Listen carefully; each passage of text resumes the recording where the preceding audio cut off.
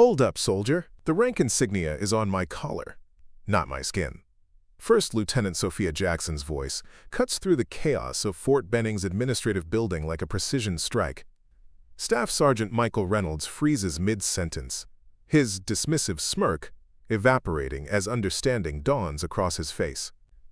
20 soldiers in the processing center witness his transformation from arrogant authority to stammering subordinate in real time. The consequences of underestimating someone based solely on appearance unfold like a tactical operation gone catastrophically wrong. Before we jump back in, tell us where you're tuning in from, and if this story touches you, make sure you're subscribed, because tomorrow I've saved something extra special for you.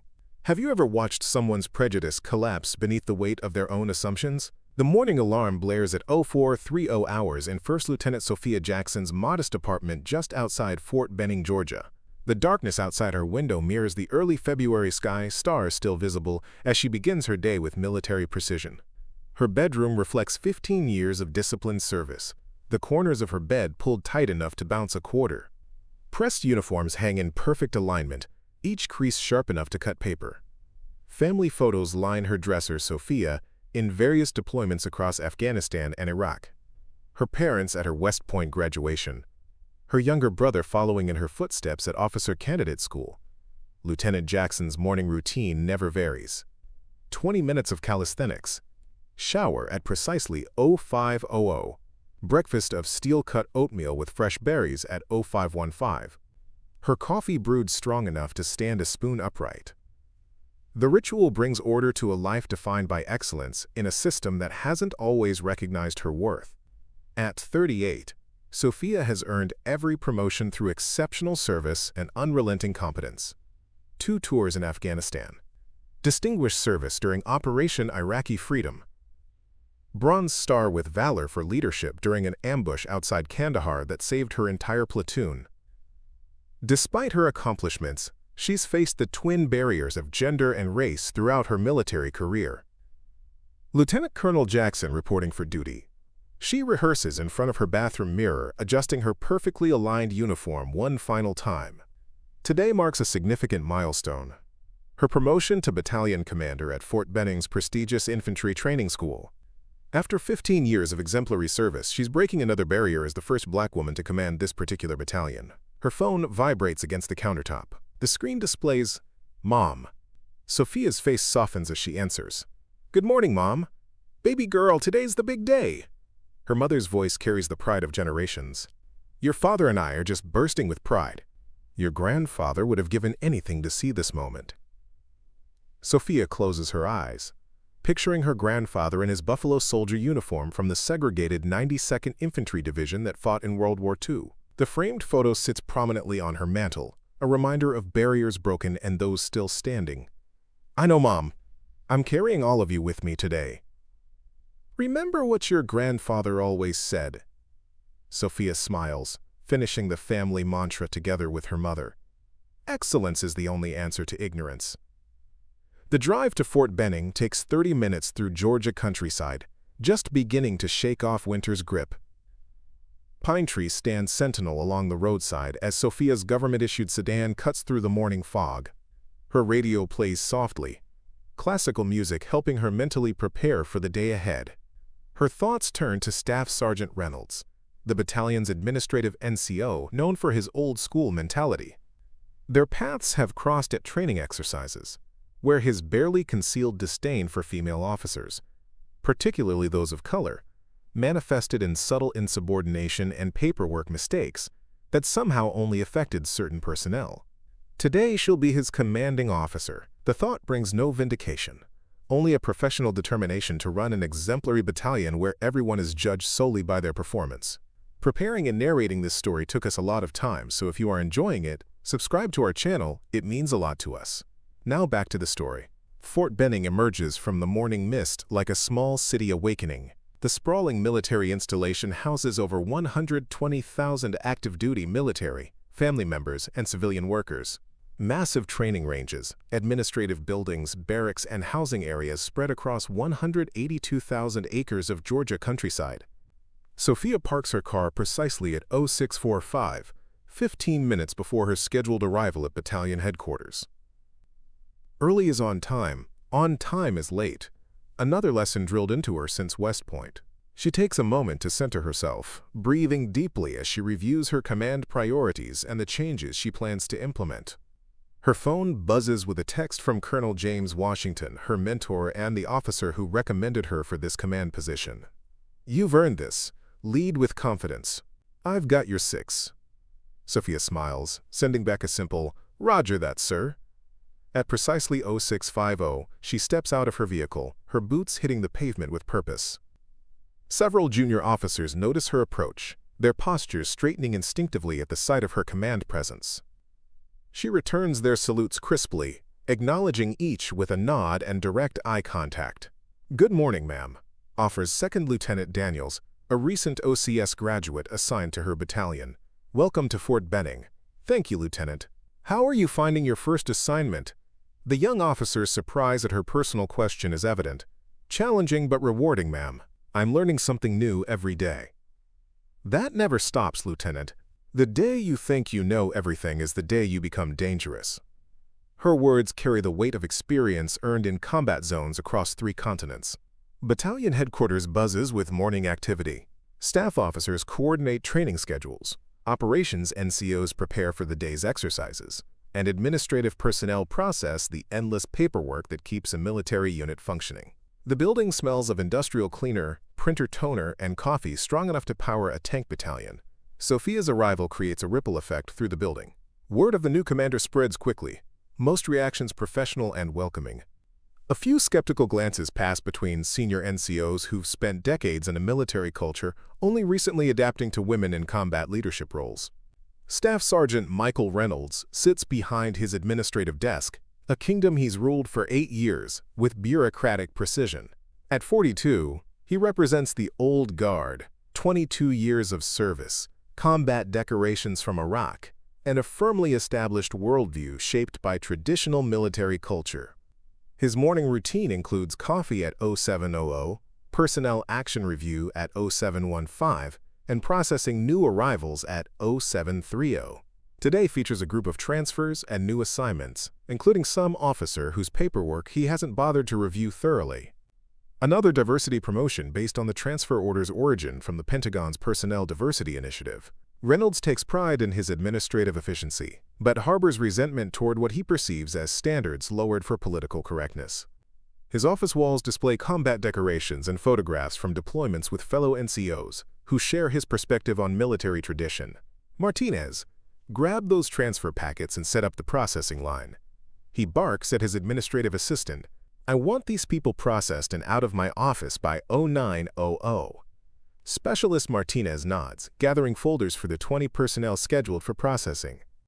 She notices the top folder, transfer orders, for Lieutenant Colonel Sophia Jackson, new battalion commander. Her eyes widen at the impressive service record attached to the paperwork. "Sergeant Reynolds, you might want to look at this one first," she suggests cautiously. Reynolds dismisses her with a wave. "Just put them in alphabetical order like always. No special treatment." Martinez hesitates, then arranges the folders as instructed, placing Jackson's portfolio in its alphabetical position, knowing what's about to unfold but powerless to prevent it. She's witnessed Reynolds' attitude toward female officers before, particularly women of color.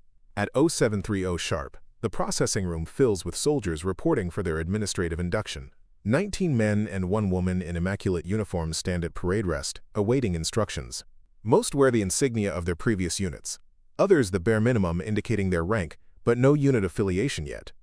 Sophia Jackson stands among them, deliberately wearing a uniform with minimal insignia, standard practice when formally taking command later in the day.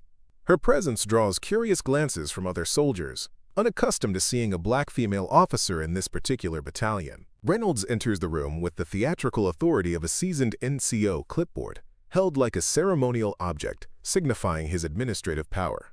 He scans the room with practiced indifference, his gaze passing over Sophia without recognition of her rank or purpose. "All right, people, welcome to the finest infantry training battalion in the United States Army. I'm Staff Sergeant Reynolds. You will address me as Sergeant Reynolds or Sergeant. When I call your name, step forward, present your documents, and I'll process you into our system." He begins alphabetically, processing each soldier with mechanical efficiency. Some receive cursory welcomes. Others professional nods of acknowledgement based on their service records or combat patches. Jackson, he calls without looking up from his clipboard. Sophia steps forward, documents in hand. Good morning, Sergeant Reynolds. Something in her voice, a natural command presence developed through years of leadership, causes Reynolds to look up from his paperwork. His eyes narrow as he takes in the black woman standing before him, assumptions immediately forming behind his practiced NCO expression. You must be the diversity hire for the administrative section, he says, voice carrying clearly through the silent room. Assignment paperwork goes in the right folder, personnel actions in the left. Try not to mess up the filing system. The room temperature seems to drop 10 degrees instantly. Other soldiers exchange uncomfortable glances, recognizing the catastrophic mistake unfolding before them. Martinez winces visibly from her position beside Reynolds' desk. Sophia maintains perfect military bearing, her expression revealing nothing as she extends her transfer documentation. I believe you'll find everything in order, Sergeant. Reynolds takes the folder with barely concealed contempt, flipping it open with theatrical disinterest. Let's see where they're sticking you. Probably equal opportunity office or some cushy. His voice trails off as he reads the assignment orders. Command transfer authorization. Battalion Commander. Lieutenant Colonel Sophia Jackson. The blood drains from his face so rapidly it's visible to everyone in the room. His eyes dart from the paperwork to Sophia's face, then frantically to her collar where the oak leaf insignia would normally be displayed if she were wearing her standard uniform rather than the transitional one used during command transfers. You're Lieutenant Colonel Jackson? His voice emerges, strangled, barely audible. Sophia's response carries the weight of 15 years of excellence overcoming prejudice. That's correct, Sergeant Reynolds. I'm your new commanding officer. 20 soldiers witnessed the most rapid transformation in military history, from arrogant authority to mortified subordinate in approximately 2 seconds. Reynolds stands frozen, paperwork clutched in suddenly trembling hands, career flashing before his eyes. Ma'am, I wasn't. Words fail him completely as the magnitude of his error becomes devastatingly clear. Sophia maintains perfect professional composure, neither exploiting his humiliation nor minimizing the severity of his mistake. Staff Sergeant Reynolds, I believe we should continue processing these soldiers efficiently. We can discuss battalion administrative procedures in my office afterward. Her response, professional rather than punitive, surprises everyone in the room, Reynolds most of all. He expected immediate disciplinary action, not this measured response from the officer he just insulted. Yes, ma'am. Absolutely, Colonel. His voice finds a new register of respect previously unheard by anyone in the battalion. The processing continues with Reynolds transformed. Each soldier receives meticulous attention as the sergeant attempts to recover some professional dignity. His hands still tremble slightly as he processes paperwork, conscious of 20 witnesses to his catastrophic error in judgment. Throughout the process, Sophia maintains perfect military bearing, neither acknowledging the incident further nor allowing it to disrupt the essential administrative functions. Her professionalism stands in stark contrast to Reynolds' assumption-based behavior. When the last soldier receives their processing, Sophia addresses the room. Thank you all for your patience. Please report to your assigned sections. I look forward to working with each of you in maintaining this battalion's excellent training standards. The soldiers file out, many stealing glances between their new commander and the still-shaken staff sergeant. Within an hour, the story will spread throughout the battalion. Their new commander's grace under pressure, and Reynolds' spectacular self-destruction becoming the stuff of military legend. When only Sophia, Reynolds, and Martinez remain, the staff sergeant stands at rigid attention, preparing for the career-ending reprimand he knows he deserves. Sweat beads visibly on his forehead despite the room's cool temperature. Sophia observes him for a moment, her expression unreadable. 15 years of similar incidents inform her response, not just what feels immediately satisfying, but what will best serve the battalion she now commands. Sergeant Reynolds, my office, 5 minutes. Her voice remains professional, neither angry nor vindictive. Yes, ma'am. Reynolds responds, his usually booming NCO voice reduced to something barely audible. As Sophia exits toward the commander's office, Martinez approaches Reynolds cautiously. Sergeant, I tried to warn you about the commander's folder. Reynolds remains frozen, staring at the space where Sophia stood moments before. I just ended my career, didn't I? Martinez hesitates, then offers the brutal honesty expected between soldiers. Probably, Sergeant. But she doesn't seem the type to make it painful. 5 minutes later, Reynolds stands at attention before Sophia's desk in the battalion commander's office. The walls still display the previous commander's photographs and awards, soon to be replaced by Sophia's own distinguished service decorations. Sophia reviews his personnel file on her computer, taking her time before acknowledging his presence. The file shows 22 years of mostly exemplary service, combat decorations, and consistently positive evaluations, with one notable pattern of complaints regarding his treatment of female personnel. Staff Sergeant Reynolds, you've served this country honorably in combat. Your administrative skills are rated exceptional by previous commanders. Her voice remains neutral, professional. Thank you, ma'am. Hope flickers briefly across his face. However, she continues, your personnel file contains 7 separate complaints regarding your treatment of female soldiers and officers. Each was addressed with counseling rather than formal reprimand, creating a pattern that culminated in today's incident. Reynolds stares straight ahead, hope extinguished. No excuse, ma'am. I'm not interested in excuses, Sergeant. I'm interested in effective leadership of this battalion. Sophia leans forward, fixing him with a direct gaze. Tell me why I shouldn't begin transfer proceedings immediately. Reynolds swallows hard, facing the moment of truth that many career NCOs fear when past behavior catches up to present consequences. Ma'am, I have no justification for my conduct. It was unprofessional, disrespectful, and beneath the standards of a senior NCO. His acknowledgement, while appropriate, doesn't answer her question. The silence stretches uncomfortably. Finally, he continues, finding honesty in desperation. Colonel, I've spent 22 years in an army that's changed faster than I have. That's my failure, not the army's. What happened today forced me to see myself as others see me, and I don't like that person. Sophia studies him, weighing sincerity against expedience. And if I don't transfer you, then I have a choice to make, ma'am.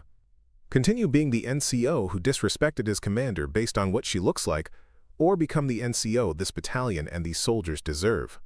Sophia stands, her decision made. Sergeant Reynolds, I'm not transferring you. Relief washes visibly across his face. Thank you, ma'am. Don't thank me yet, she continues. Starting tomorrow, you're heading up our battalion's revised Equal Opportunity Training Program. You'll work directly with Major Williams developing a curriculum addressing unconscious bias in military leadership. The assignment, rehabilitation disguised as punishment, catches Reynolds completely off guard. Ma'am? Additionally, you'll personally conduct training for all NCOs on proper integration of female combat soldiers. Your first-hand experience with inappropriate assumptions makes you uniquely qualified to address this issue. Reynolds recognizes the elegant solution she's crafted, using his mistake as a teaching tool while offering redemption through service. The punishment is public without being vindictive, educational rather than punitive. I understand, Colonel. I won't let you down. This isn't about me, Sergeant. It's about every soldier in this battalion deserving equal respect and opportunity to serve, including you. She extends her hand, a gesture of professional respect between senior officer and NCO. Are we clear? Reynolds accepts the handshake, standing straighter. Crystal clear, ma'am. Dismissed, Sergeant. As Reynolds departs, Sophia allows herself a moment of reflection. Her response wasn't about personal vindication, but creating lasting change within her command. The incident will become known throughout the battalion, along with her measured response, setting the tone for her leadership approach. Her phone buzzes with a text from Colonel Washington. How's the first day going? She smiles slightly as she types her response. Eventful, but nothing I can't handle. Her grandfather's words echo in her mind. Excellence is the only answer to ignorance. Today, she's proven that wisdom once again. Staff Sergeant Reynolds exits Lieutenant Colonel Jackson's office. His career fundamentally altered in ways he's only beginning to comprehend. The battalion headquarters hallway stretches before him, suddenly longer than he remembers. Fellow NCOs and officers glance his way, Word of the morning's incident already spreading through the efficient military grapevine. Reynolds makes it to the men's restroom before his composure breaks. He braces against the sink, staring at his reflection in the mirror. 22 years of military service, and he nearly threw it all away in 30 seconds of prejudice disguised as protocol. "You stupid, arrogant fool," he whispers to himself, splashing cold water on his face. The restroom door swings open as Master Sergeant Wilson, the battalion operations NCO, enters. Their eyes meet in the mirror. Decades of shared military experience allowing volumes of unspoken communication. "So," Wilson begins, leaning against the wall, "I hear you met our new commander." Reynolds straightens, military bearing reasserting itself through years of discipline. "Yeah, not my finest moment." Wilson's expression remains neutral. "Word is she didn't burn your career to the ground." "No," Reynolds admits, drying his hands. "She should have, but didn't. Instead, I'm now heading battalion equal opportunity training." A slight smile crosses Wilson's weathered face. "Damn, that's actually brilliant. Either you fail and prove her right, or you succeed and fix the problem you represent." Reynolds considers this, understanding dawning across his features. "She's smarter than both of us put together, isn't she?" "That's why she's the battalion commander," Wilson replies, heading for the door. "Question is, are you smart enough to recognize the second chance you just got?" Left alone with this question, Reynolds feels something shift in his professional foundation. For the first time in his career, he begins to question not just this morning's behavior, but the underlying assumptions that led to it. Meanwhile, Lieutenant Colonel Jackson settles into her new command position with characteristic efficiency. Her office transforms quickly. Combat photographs from Iraq and Afghanistan replace the previous commander's hunting trophies. Military commendations and her master's degree in organizational leadership hang beside her family photographs. Battalion Executive Officer Major David Roberts knocks tentatively on her open door. "Colonel Jackson, got a minute?" Sophia looks up from her computer, where she's reviewing the battalion's training schedule. "Come in, Major. What can I do for you?" Roberts closes the door behind him, his expression a mix of professional courtesy and mild discomfort. "Ma'am, I want to address what happened with Sergeant Reynolds this morning. I've already handled the situation, Major." "Yes, ma'am, and I've been informed of your solution. It's unconventional." Sophia studies him carefully, assessing whether she's facing resistance or genuine concern.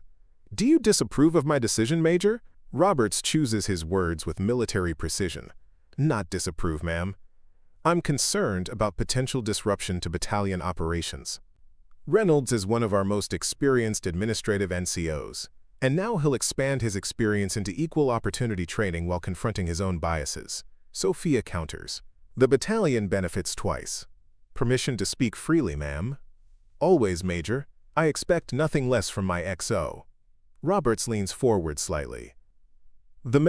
Some of the senior NCOs might see this as weakness rather than leadership. Military culture tends toward direct punishment for insubordination. Sophia's expression remains measured, but her voice carries the steel forged through 15 years of excellence in the face of skepticism. "Is that your assessment, Major Roberts? That addressing systemic issues rather than isolated symptoms demonstrates weakness?" Roberts shifts uncomfortably. "No, ma'am. Just offering perspective on how some might perceive it. Major, in my experience, true leadership isn't about punishing people into compliance. It's about transforming problematic elements into assets." She gestures toward the battalion training schedule on her computer. "Our mission is preparing soldiers for combat environments where adaptation and problem-solving determine survival. Shouldn't our leadership philosophy reflect that reality?" The question hangs in the air, challenging decades of military tradition. Roberts considers her words carefully before responding. "I hadn't thought of it that way, ma'am."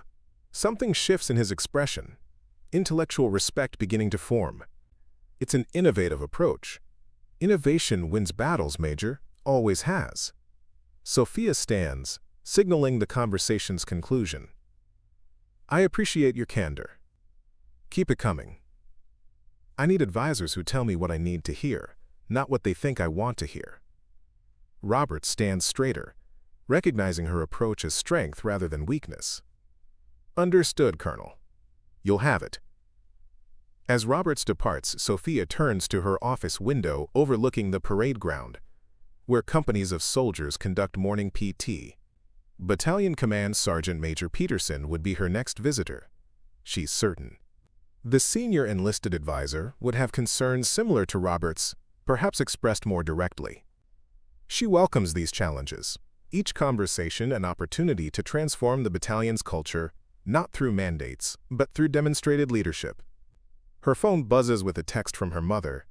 "How's the first day going, Colonel?" Sophia smiles, typing back, "Breaking new ground, one conversation at a time." Across the battalion area, Staff Sergeant Reynolds enters the Equal Opportunity Office, where Captain Michelle Chen, the battalion EO officer, looks up in surprise. "Sergeant Reynolds, what brings you to my humble domain?" "I thought you considered this place, how did you put it, the feelings department." Reynolds' discomfort is palpable as he stands at parade rest. "Ma'am, Colonel Jackson has assigned me to coordinate battalion-wide EO training with Major Williams. I'm reporting as instructed." Chen's eyebrows raised dramatically. "You're kidding." "No, ma'am." A slow smile spreads across Chen's face as understanding dawns. "This is about this morning's incident, isn't it? Word travels fast around here." Reynolds stiffens slightly. "Yes, ma'am." Chen leans back, studying him with newfound interest. "So the new commander handed you two options.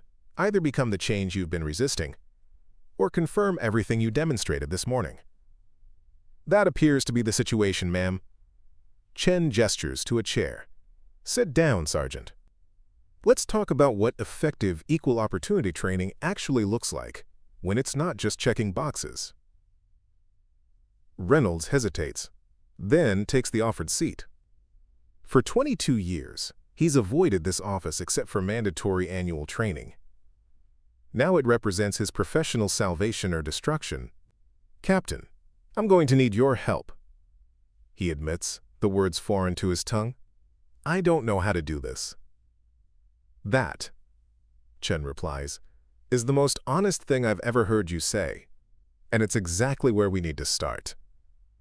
The morning transitions to afternoon as Sophia conducts her initial command assessment.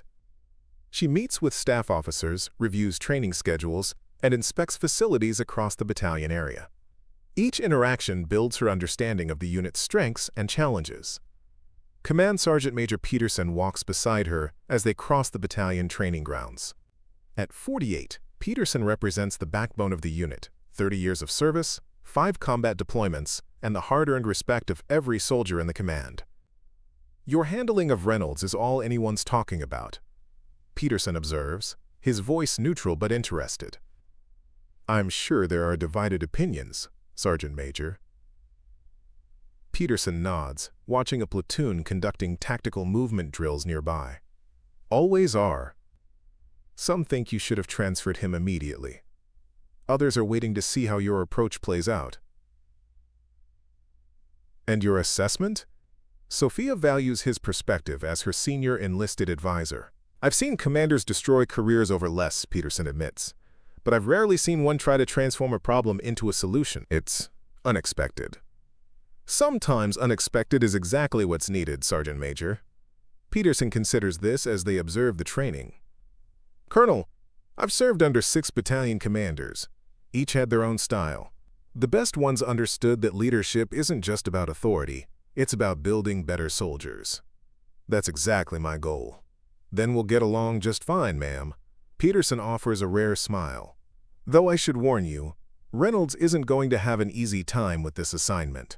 He's spent years cultivating a certain reputation. Sometimes the hardest missions teach the most valuable lessons."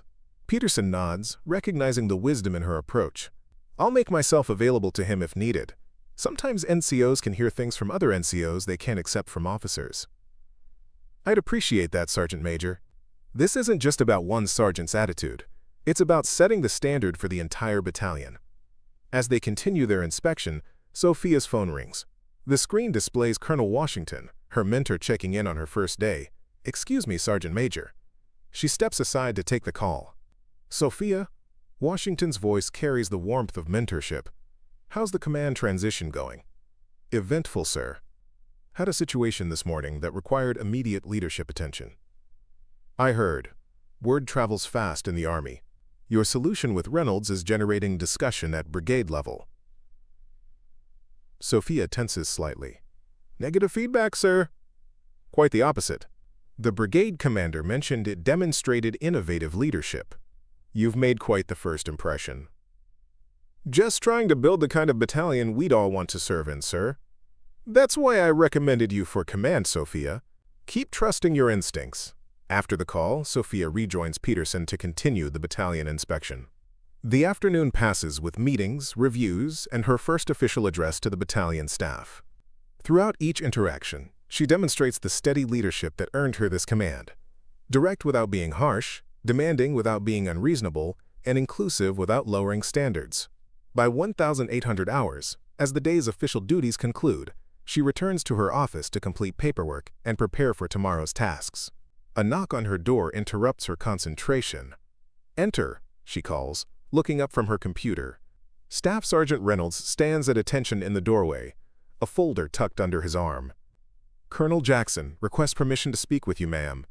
Sophia gestures to the chair opposite her desk. Have a seat, Sergeant. Reynolds sits rigidly, placing the folder on her desk. Ma'am, I've prepared an initial draft of the Equal Opportunity Training Revision with Captain Chen's assistance. Sophia opens the folder, reviewing the contents with genuine interest. The proposal shows thoughtful consideration rather than minimal compliance, a comprehensive approach to addressing unconscious bias in leadership positions. This is thorough work, Sergeant, especially for less than 8 hours' notice. Thank you, ma'am. Reynolds hesitates, clearly wrestling with something beyond the training proposal. Sophia waits, allowing him the space to find his words. Colonel, I owe you an apology, he finally continues, military bearing temporarily giving way to genuine remorse. My behavior this morning was inexcusable. I've spent the afternoon trying to understand why I acted that way. And what have you concluded? Reynolds meets her gaze directly. That I've been allowing assumptions to override observation. It's a dangerous habit for an NCO responsible for soldiers' welfare. It's a dangerous habit for anyone, Sergeant. Yes, ma'am. He straightens in his chair. I want you to know that I'm taking this assignment seriously, not just because my career depends on it, but because I'm beginning to understand its importance. Sophia studies him, looking beyond the rehearsed words for genuine conviction. What changed, Sergeant? The question catches him off guard. Ma'am? Between this morning and now, what changed your perspective? Reynolds considers the question carefully. Captain Chen had me read through EO complaint statistics for the battalion. Then she asked me how many female soldiers I'd rejected for leadership roles based on instinct rather than performance. He pauses, discomfort evident in his posture. I couldn't answer with certainty that I hadn't let bias affect those decisions. That bothered me more than I expected. Sophia nods, recognizing genuine reflection. Self-awareness is the first step toward change, Sergeant. There's something else, ma'am. Reynolds pulls a folded paper from his pocket. My daughter sent me this article last month. I dismissed it at the time, but today it seems relevant. He hands her a printout about unconscious bias in professional evaluations, highlighting how identical performance receives different ratings based on the performer's gender and race. Your daughter sent you this? Sophia asks, genuine curiosity in her voice. She's studying psychology at UGA. Keeps trying to educate her old-fashioned dad. A hint of pride breaks through his professional demeanor. Turns out she might be onto something. This personal connection shifts Sophia's assessment. Reynolds isn't just protecting his career. He's beginning to recognize how his professional behavior affects his relationship with his daughter and her generation. Sergeant Reynolds, do you know why I didn't transfer you this morning? No, ma'am, I don't. By regulation, you had every right to. Because transfer would have addressed a symptom while ignoring the underlying condition. She hands the article back to him. You're not the only one in this battalion, or this army, who's allowed unconscious bias to influence professional judgment. You were just unfortunate enough to demonstrate it to the wrong person at the wrong time. Reynolds accepts this assessment with a nod. Lucky for me that person chose education over punishment. Not luck, Sergeant. Strategic leadership. I need senior NCOs who understand these issues, not just comply with regulations. Your experience makes you uniquely qualified to address resistance from others who share your former perspective. Reynolds straightens, recognizing the professional challenge she's presenting.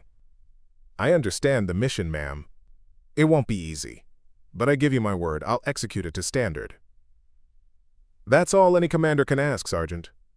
She stands, signaling the meeting's conclusion. Keep me updated on your progress. As Reynolds departs, Sophia reflects on the day's events. Her approach has created ripples throughout the battalion. Conversations about leadership, accountability, and adaptation that might never have happened otherwise. It's exactly the cultural shift she hoped to initiate. Her phone buzzes with a text from her brother. How'd the first day go, Elsie? She smiles, typing. Created a teaching moment that might actually stick. The Army's changing, one NCO at a time. The next morning brings battalion PT formation at 0630. Hundreds of soldiers in gray Army physical training uniforms stand in company formations across the parade ground, breath visible in the crisp Georgia dawn. Lieutenant Colonel Jackson arrives precisely at 0625, joining Command Sergeant Major Peterson at the reviewing stand. Her presence creates a noticeable shift in the formation's energy, soldiers standing slightly straighter, conversations dropping to whispers. Battalion looking good this morning, Sergeant Major. Peterson nods, professional pride evident in his bearing. Yes, ma'am.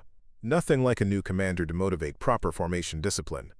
At 0630 sharp, the battalion executive officer calls the formation to attention. The ceremonial passing of the battalion colors from the previous commander to Sophia had occurred last week at brigade headquarters, but this morning marks her first official address to the assembled battalion. Battalion, attention! The command echoes across the parade ground as hundreds of soldiers snap to position, eyes forward, bodies rigid with military discipline. Sophia steps to the microphone, surveying her command over 800 soldiers from diverse backgrounds unified by common purpose and shared values. At ease, battalion. The formation relaxes slightly, soldiers shifting to parade rest. I am Lieutenant Colonel Sophia Jackson, your new battalion commander. Some of you already know me from previous assignments. Others are forming first impressions right now.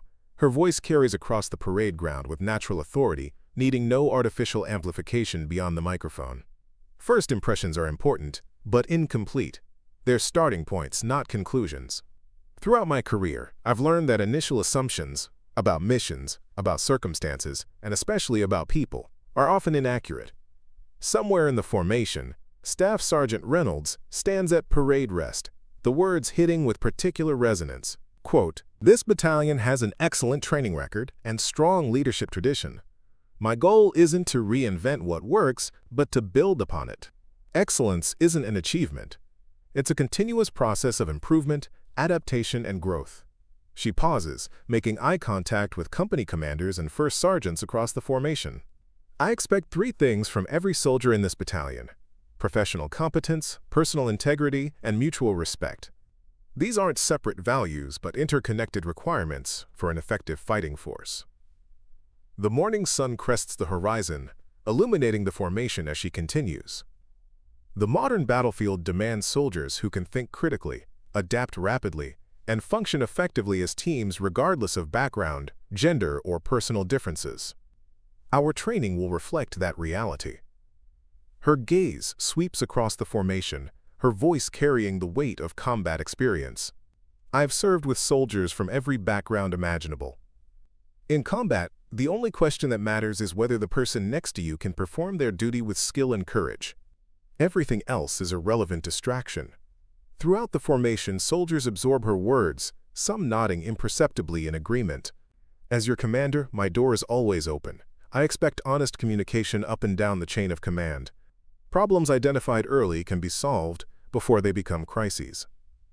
She nods to Command Sergeant Major Peterson, who steps forward to join her. Sergeant Major Peterson and I share the same vision, making this the finest training battalion in the United States Army. That happens through individual excellence combining into collective achievement. She surveys the formation one final time, her conclusion direct and unambiguous. We will be judged not by what we say, but by what we do. Not by how we start, but by how we finish. not by individual credentials but by our effectiveness as a unit. That is all. As she steps back from the microphone, Peterson calls the battalion to attention once more. Company commanders take charge of their units, beginning the morning's physical training. Sophia observes the battalion in motion, hundreds of soldiers transitioning smoothly into exercise formations. Among them, Staff Sergeant Reynolds leads his administrative section. His cadence calls clear and confident across the morning air. Change doesn't happen overnight, but it begins with clear expectations and consistent leadership. For Lieutenant Colonel Sophia Jackson, this morning represents not just her first full day of command, but the beginning of a transformation for the battalion, for soldiers like Reynolds, and for an army continuing to evolve beyond its historical limitations. Excellence remains the only answer to ignorance, just as her grandfather taught her. Today, she's put that principle into practice in the most meaningful way possible, not through words alone, but through leadership that transforms challenges into opportunities for growth. The battalion training schedule shifts into high gear as mid-morning approaches. Fort Benning's sprawling training areas buzz with activity, rifle companies conducting tactical exercises, support platoons practicing logistics operations, and headquarters staff coordinating the complex dance of military readiness. Lieutenant Colonel Jackson makes her presence felt throughout the training day, visiting each company area to observe exercises and interact with soldiers. At Training Area Bravo 7, Alpha Company conducts urban combat drills in a mock village of concrete buildings designed to simulate operations in foreign cities. Sophia observes from a slight elevation, joined by Alpha Company Commander Captain Rodriguez and First Sergeant Miller. "Talk me through your training objective, Captain," Sophia requests, watching a squad clear a building with methodical precision. "Yes, ma'am." "We're focusing on adaptive leadership under stress," Rodriguez explains. "Each squad faces different scenarios with minimal planning time. We're testing their ability to adjust tactics based on changing conditions." Sophia nods approvingly. Exactly the kind of training modern combat requires. "Mind if I get a closer look?" "Of course, Colonel." They move toward the training area where Staff Sergeant Diaz leads her squad through the mock village. Sophia notices immediately that 2 of the 9 squad members are female soldiers, a relatively recent development in infantry units. She watches with professional interest as the squad demonstrates textbook room-clearing techniques. "Hold," calls the lane safety officer, pausing the exercise. "Scenario change. Your squad has just received intelligence that the building contains civilian refugees mixed with hostile forces." Sophia watches Diaz quickly reassess, gathering her squad for a brief huddle. The sergeant's leadership is evident as she assigns specific roles and modifies their approach based on the new constraints. "Good tactical pause," Sophia comments quietly to Rodriguez. Sergeant Diaz understands the value of rapid adaptation. Rodriguez nods. "She's one of our best squad leaders. Deployed twice to Syria." The squad resumes their movement, now demonstrating significantly more restraint and precision in their room clearing. When a role player acting as a civilian suddenly appears, they secure him without breaking tactical formation. "Exercise complete," announces the safety officer. Sophia approaches as Diaz conducts an after-action review with her squad, breaking down decisions and highlighting learning points. She waits until the sergeant concludes before stepping forward. "Staff Sergeant Diaz? I'm Lieutenant Colonel Jackson." Diaz snaps to attention. "Ma'am, welcome to Alpha Company's training, Colonel." "At ease, Sergeant. That was impressive adaptation to changing parameters." "Thank you, ma'am. I noticed you maintain tactical integrity while adjusting for civilian presence. What drove your decision-making process?" Diaz stands confidently. "My second deployment to Syria, ma'am. We learned quickly that rigid adherence to initial plans gets people killed when situations evolve. Better to pause briefly and recalibrate than proceed with an outdated approach." Sophia nods, recognizing the wisdom born from combat experience. "Valuable lesson for your soldiers. Who hasn't deployed yet in your squad?" 3 soldiers raise their hands, including one of the female infantry soldiers. "What's the most important thing you've learned from Sergeant Diaz's leadership?" Sophia asks them. Private First Class Martinez, the female soldier, answers without hesitation. "That competence, earns respect faster than rank or background ever could, ma'am. The response catches Sophia's attention. Elaborate, private. When I first joined the squad, some had doubts about female infantry soldiers, Martinez explains frankly. Sergeant Diaz told everyone the same thing. Prove your worth through performance, not talk. She holds everyone to exactly the same standard, ma'am. Sophia glances at Diaz, who maintains professional composure despite the praise. That's leadership, Sergeant. Well done. As they move away from the training area, Sophia reflects on the contrast between Diaz's merit-based leadership and Reynolds' bias-driven assumptions. Both NCOs with combat experience, yet with fundamentally different approaches to soldier development. Captain Rodriguez, I'd like Sergeant Diaz involved in our battalion leadership development program, she tells the company commander. Her approach to standards and adaptation should be shared more widely. I'll make it happen, ma'am. The morning continues with similar visits across the battalion's training areas. At each location, Sophia observes not just tactical proficiency, but leadership dynamics and unit cohesion. She makes mental notes of outstanding performers and potential issues requiring attention. By midday, she returns to battalion headquarters for scheduled meetings. The administrative section bustles with typical military efficiency. Soldiers processing paperwork, coordinating logistics, and managing the endless flow of information necessary for battalion operations. Staff Sergeant Reynolds sits at his desk, phone pressed to his ear as he coordinates with brigade headquarters. His conversation is focused and professional, showing none of yesterday's prejudicial assumptions. He notices Sophia's entrance and acknowledges her with a respectful nod while continuing his call. In her office, Sophia reviews the morning's observations with her command team. Major Roberts, Sergeant Major Peterson, and the battalion staff attend the informal briefing. I saw good tactical proficiency across the companies, she begins, but varying approaches to leadership development. I want to standardize our excellence without stifling initiative. What specifically stood out to you, ma'am? Asks Captain Wilson, the battalion operations officer. Alpha Company's integration of adaptive decision-making into their tactical training. Bravo's emphasis on cross-training soldiers on multiple weapon systems. Charlie's innovative use of terrain for defensive operations. She leans forward. Each represents best practices we should share battalion-wide. We could implement a rotating company leadership symposium, suggests Major Roberts. Monthly sessions where each company shares their most effective training approaches. Make it happen, Sophia confirms. Quote, and ensure squad leaders participate, not just officers and senior NCOs. Some of our best innovations happen at the tactical level. The meeting continues with training schedules, logistical requirements, and personnel issues. Throughout, Sophia demonstrates the leadership approach she described in her morning address, focused on mission accomplishment through soldier development and operational excellence. As the staff disperses to afternoon duties, Command Sergeant Major Peterson remains behind. You've made quite an impression in less than 48 hours, ma'am, he observes. Positive or negative, Sergeant Major? Decidedly positive among those who value performance over tradition for tradition's sake. His expression remains professional, but with a hint of approval. There's already talk about your observation of Sergeant Diaz's squad. Word travels fast when a battalion commander recognizes excellence. Just as I recognize areas needing improvement, Sophia notes. Which brings me to our equal opportunity training revisions. Has Sergeant Reynolds consulted with you? He has, ma'am. Came to my office this morning with his draft program. Wanted my input as the senior enlisted advisor. Peterson's eyebrow raises slightly. I must say, it was unexpected. His proposal or his consultation? Both, Colonel. Reynolds has never been particularly receptive to EO initiatives. Viewed them as administrative requirements rather than operational necessities.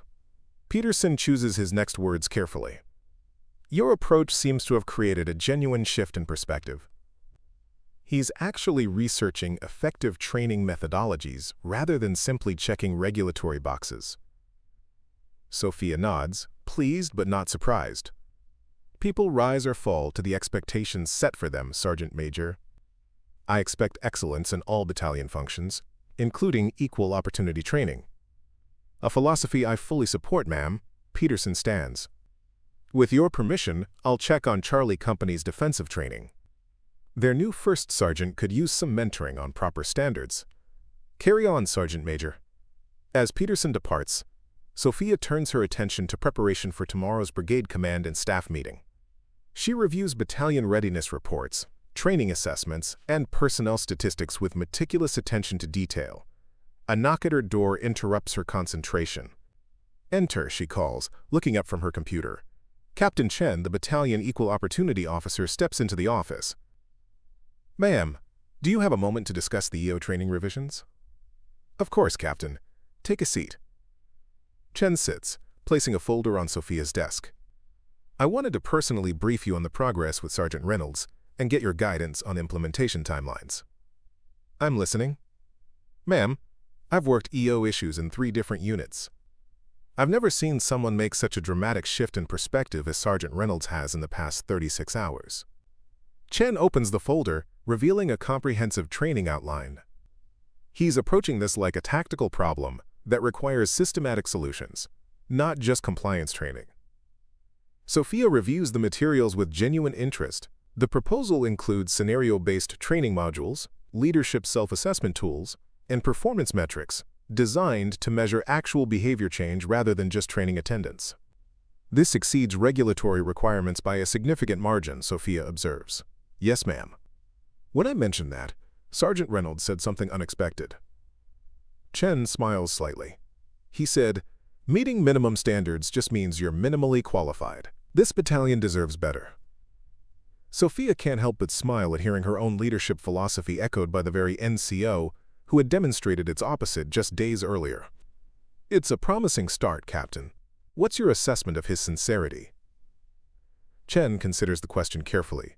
"Initially, I thought this was career preservation. Now I'm seeing genuine engagement. Yesterday he spent 3 hours researching academic studies on unconscious bias in leadership evaluation. That goes beyond checking boxes." "And your recommendation for implementation?" "Phase it in company by company, starting with headquarters. Use the initial results to refine the approach before battalion-wide rollout." Chen's enthusiasm for the project is evident.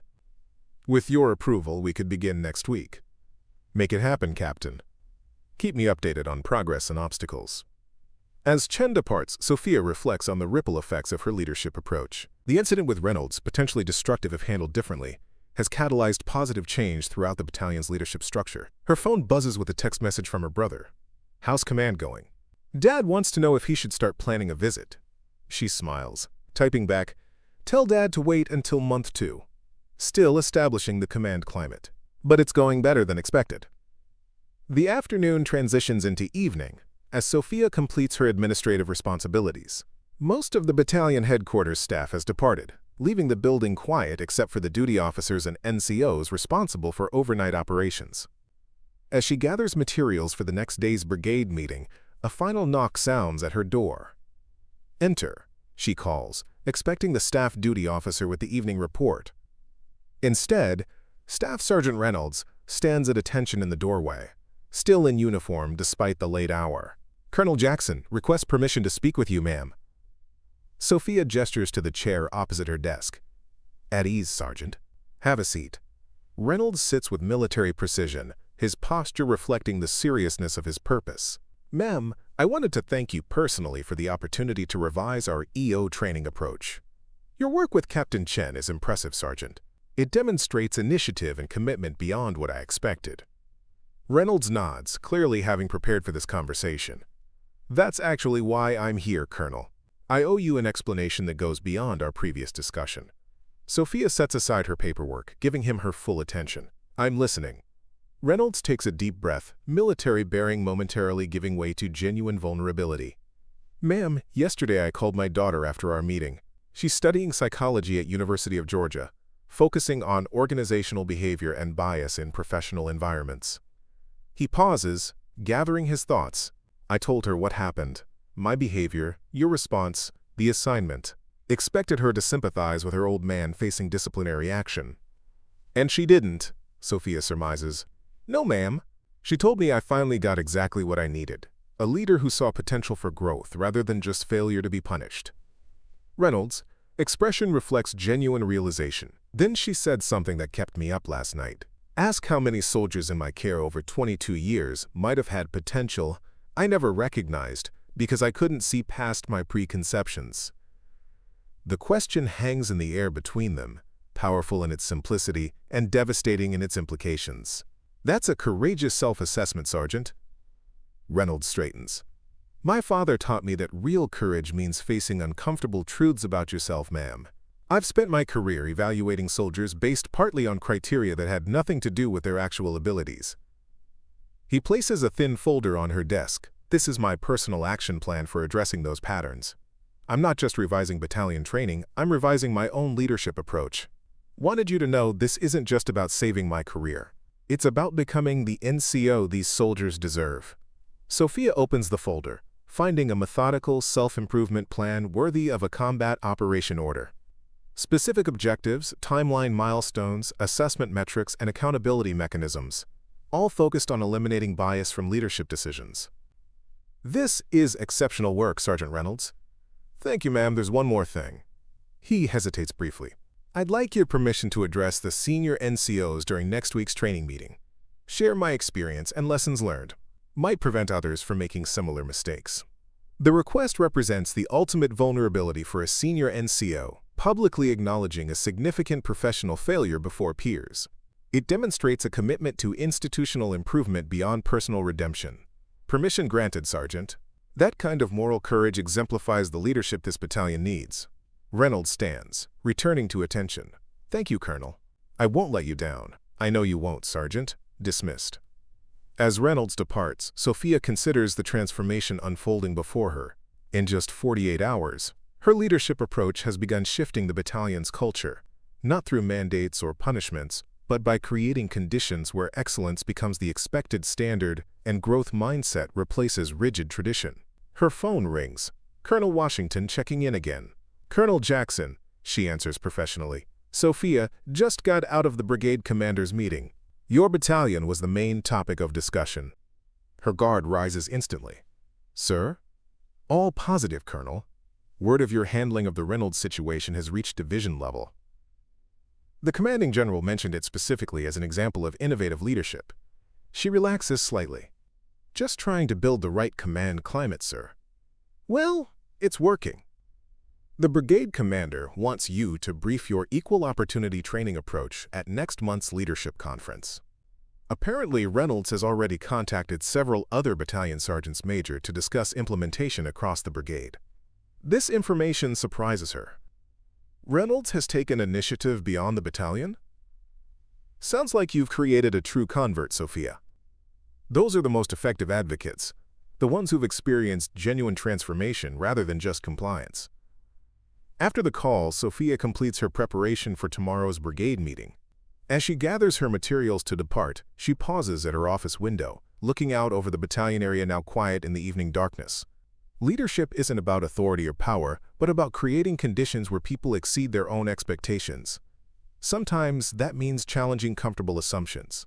Sometimes it means offering second chances, where others would see only failure. Her grandfather's wisdom echoes in her mind. Excellence is the only answer to ignorance. In just 48 hours, she's begun proving that principle in the most meaningful way possible, not through words alone, but through leadership that transforms challenges into opportunities for growth. As she drives home through the Georgia evening, Sophia reflects on the journey that brought her to this command. Every barrier overcome, every prejudice challenged, every excellence demonstrated, all preparation for this opportunity to shape not just a battalion, but the Army's future leadership culture. Tomorrow brings new challenges, but also new possibilities to demonstrate that leadership based on performance rather than preconception creates stronger, more effective military units. One day, one decision, one soldier at a time. That's how meaningful change happens in an institution as tradition-bound as the Army. Her phone buzzes with a final text for the day. Her mother checking in. How's my colonel doing after day 2? Sophia smiles, typing, creating the change we always talked about. One soldier at a time. 3 weeks have passed since Lieutenant Colonel Sophia Jackson assumed command of the Infantry Training Battalion at Fort Benning. The crisp Georgia spring has fully bloomed, bringing warmth and color to the military installation. Early morning finds Sophia jogging along the battalion's physical training route, maintaining her personal fitness standards even with command responsibilities. The rising sun paints the horizon with streaks of gold and crimson as she completes her 5-mile run, finishing at the battalion headquarters precisely at 0600. Several soldiers already present snap to attention and salute as she approaches. At ease, she responds, returning their salutes while barely winded from her run. Early start today. Yes, ma'am, answers Specialist Washington from the communications section. Preparing for the brigade-wide communications exercise. Carry on then. Let me know if you need anything.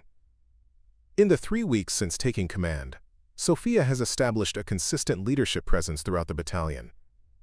From pre-dawn physical training to late evening operations, soldiers have grown accustomed to seeing their commander actively engaged in all aspects of battalion functions.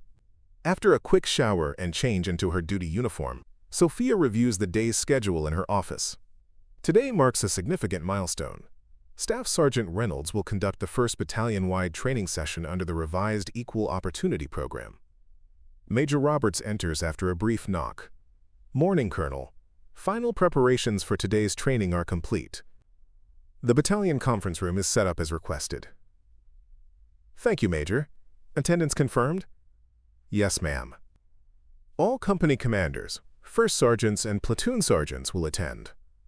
Brigade headquarters is sending representatives as well. Sophia raises an eyebrow. Brigade interest already? That's unexpected. Roberts allows himself a slight smile. Word travels fast when something innovative happens, ma'am, particularly when it produces measurable results. The measurable results, Roberts references, have surprised even Sophia. In just 3 weeks, the battalion has seen a 30% reduction in minor disciplinary infractions and a marked improvement in unit cohesion scores on readiness assessments. The ripple effects of her leadership approach have manifested in concrete performance metrics across all companies. How's Reynolds holding up this morning, she asks. Nervous but prepared, ma'am. He's been rehearsing with Captain Chen since 0500. Good. This represents a significant milestone for him personally and for our battalion culture. The battalion's day begins with standard operations. Companies conducting scheduled training across Fort Benning's vast training areas, while headquarters staff coordinates logistics, personnel actions, and administrative requirements. At precisely 1,000 hours, senior leaders from across the battalion converge on the conference room for the scheduled training session. Sophia arrives last, allowing the assembled leaders to witness Staff Sergeant Reynolds' preparation and professionalism before she enters. The room falls silent as she takes her seat at the back rather than the front, a deliberate choice communicating that this is Reynolds' briefing, not hers. Attention, calls Command Sergeant Major Peterson. Carry on. Sophia responds as everyone begins to return to their seats. Staff Sergeant Reynolds stands at the front of the conference room, his uniform immaculate, his posture reflecting military discipline perfected over 22 years of service. Behind him, a presentation screen displays the title, Leadership Excellence, Recognizing and Overcoming Unconscious Bias in Military Decision-Making. Good morning, he begins, his voice steady, despite addressing an audience that includes his battalion commander and representatives from brigade headquarters. 3 weeks ago, I made a serious professional error that many of you have heard about. Today, I'm going to share what I've learned from that experience and how it relates to our effectiveness as a fighting force. The room's atmosphere shifts noticeably. This is not the standard, forgettable, equal opportunity training most military leaders have endured throughout their careers. Reynolds proceeds with remarkable candor, recounting his encounter with Colonel Jackson without minimizing his behavior or making excuses. I looked at our new battalion commander and saw only what I expected to see based on superficial characteristics. In doing so, I violated our core Army values and undermined our mission effectiveness. He advances to the next slide, displaying performance metrics from various military studies. This isn't about political correctness or checking regulatory boxes. It's about combat effectiveness. These studies demonstrate conclusively that units embracing diversity of background and perspective consistently outperform homogeneous units in complex problem-solving scenarios. For the next 45 minutes, Reynolds delivers the most compelling, equal opportunity training many present have ever witnessed. He combines military studies, academic research, and personal experience into a powerful case for merit-based leadership that transcends traditional biases. Most powerful is his personal testimony, a senior NCO acknowledging how unconscious bias had limited his own leadership effectiveness throughout his career. "I've spent 3 weeks reviewing my previous evaluation reports," he explains, displaying anonymized examples on screen. "The pattern is undeniable. I consistently rated soldiers who resembled my own background and experiences higher than those who didn't, despite similar or sometimes superior performance metrics." The room remains silent as this admission sinks in. Many present recognize their own potential biases reflected in Reynolds' candor. "The cost isn't just to individual careers," Reynolds continues. "It's to our mission effectiveness. How many innovative solutions, tactical insights, or leadership talents have we overlooked because they came from soldiers who didn't fit our preconceived notion of what excellence looks like?" He concludes with a direct challenge to his peers and superiors. "Starting today, I'm implementing a personal standard for every evaluation I conduct.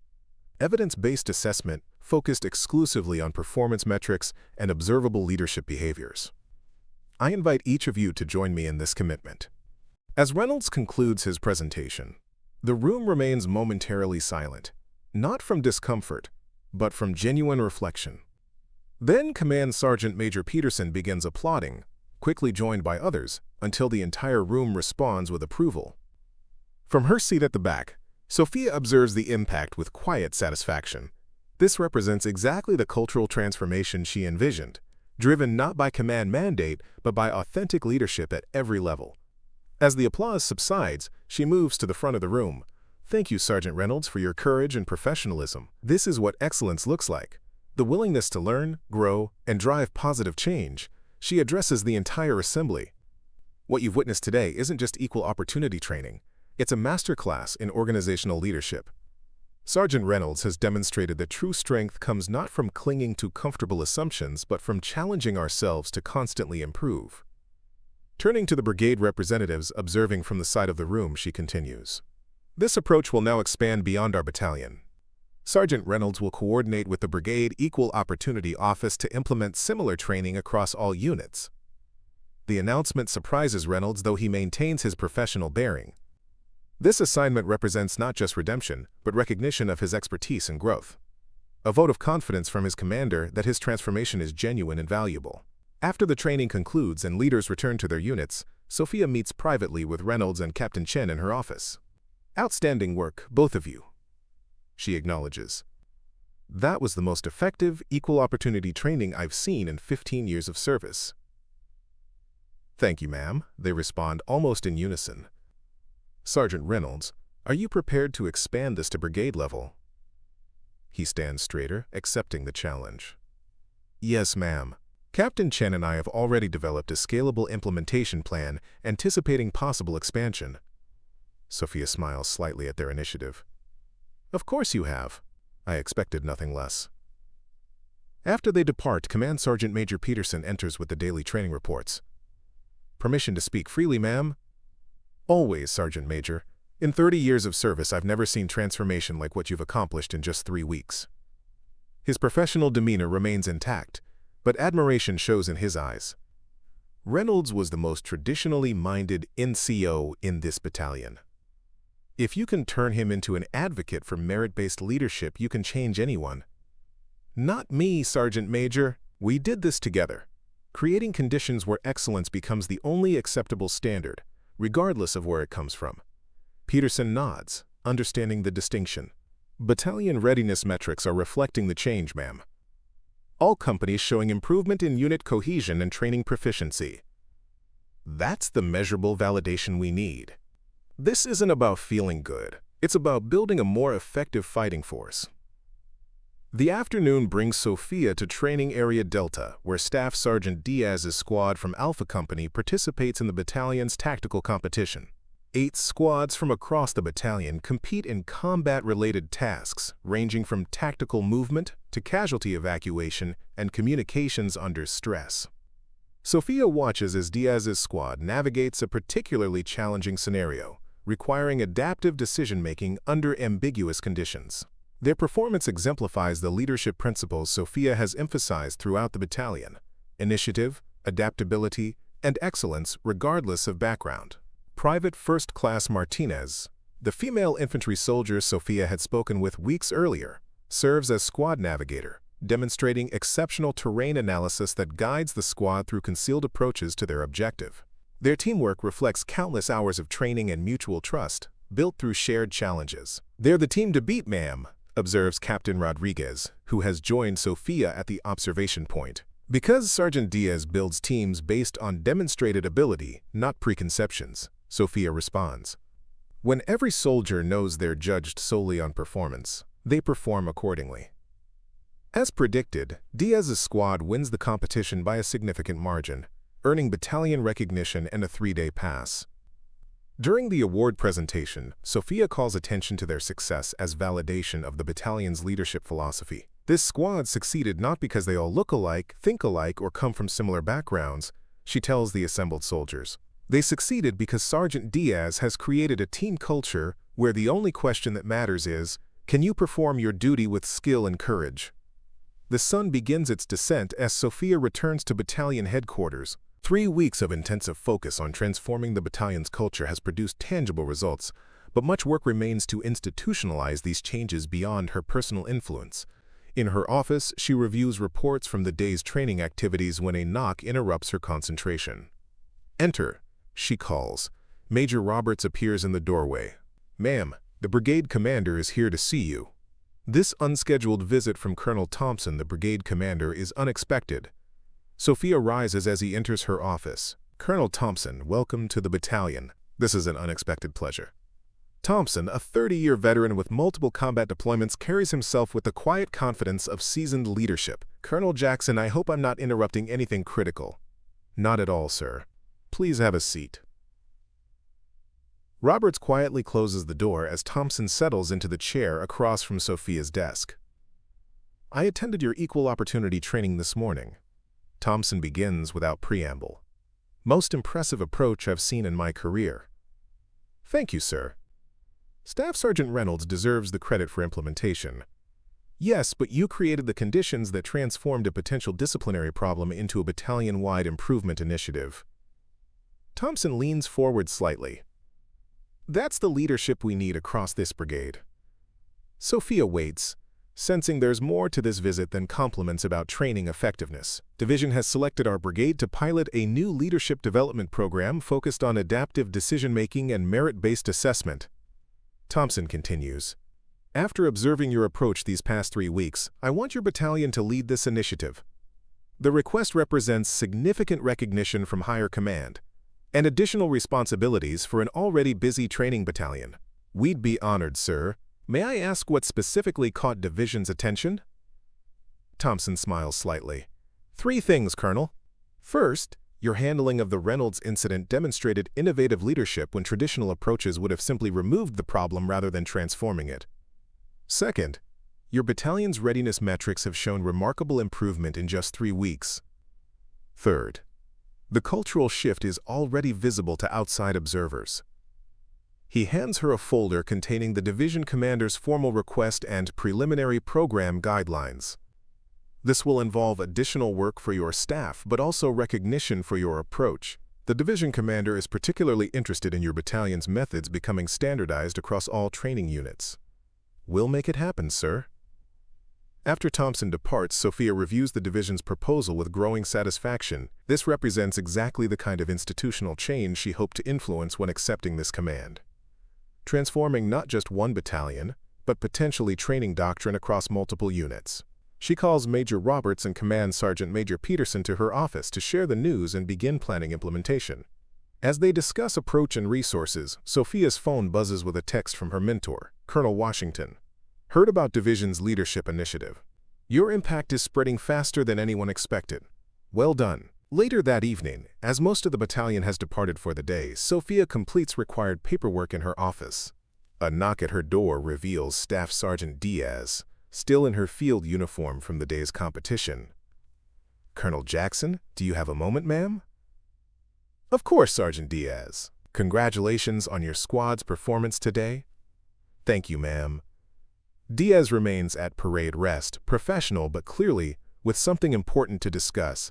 I wanted to thank you personally for the changes you've implemented since taking command. Your squad's performance speaks for itself, Sergeant. You've clearly built an effective team. Diaz nods, then continues with careful consideration of her words. It's more than that, ma'am. Before you took command, several female soldiers in the battalion were considering transfer requests due to challenging command climate issues. Sophia understands the diplomatic phrasing. And now? Every one of them has withdrawn those requests, ma'am. Word spreads quickly when leadership changes. Your actions with Sergeant Reynolds sent a message throughout the battalion. This confirmation of cultural change from a respected squad leader carries particular weight. I appreciate you sharing that, Sergeant. Building the right command climate requires feedback from leaders at all levels. There's something else, ma'am. Diaz hesitates briefly. Quote, Private Martinez has submitted her packet for Ranger School, first female soldier from our company to do so. The news represents another milestone.